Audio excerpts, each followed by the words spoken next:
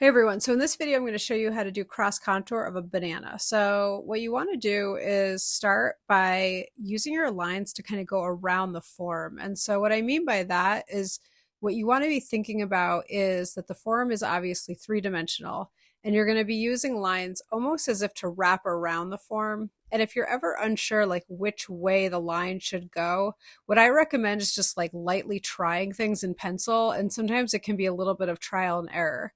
So in this, you'll notice that I'm using charcoal instead of pencil. You can try charcoal if you like. It'll just give you a darker mark, obviously, than with pencil.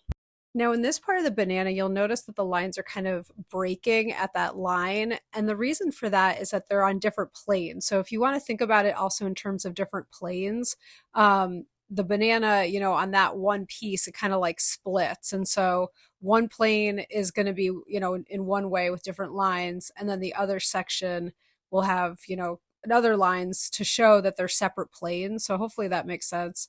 And then the other thing that I find really helps with cross contour is if you kind of like darken up the lines towards the crevices, it kind of helps show that the form is sort of like receding into space. So if you have it be darker towards the edges, lighter in the center of the object, it will help you. Now, how to do that is sometimes you can achieve that with just putting more pressure towards the edges. Sometimes people kind of have a hard time with that. Like it's sort of hard to control your pencil like that. And if you're having a hard time with that, one thing you can do is actually just sort of do it in separate marks and just kind of like darken the edges. As long as it's gradual, it'll look good. And then the other thing that I always recommend is that you'll notice in this that I kind of have more lines sort of where it recedes too, right? So there's certain areas where there's more of like a broadness of the lines.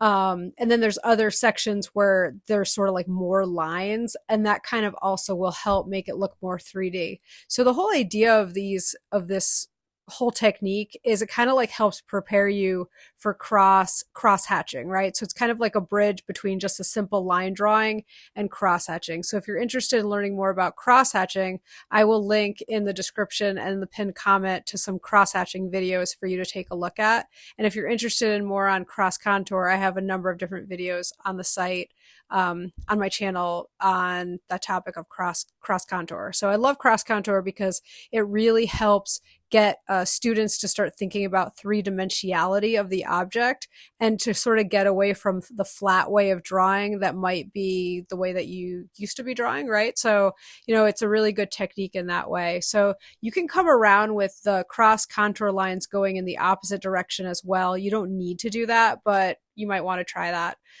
So let me know in the comments what you thought of this video. Let me know if you've ever tried cross contour. And thank you again for joining, and I will see you next time.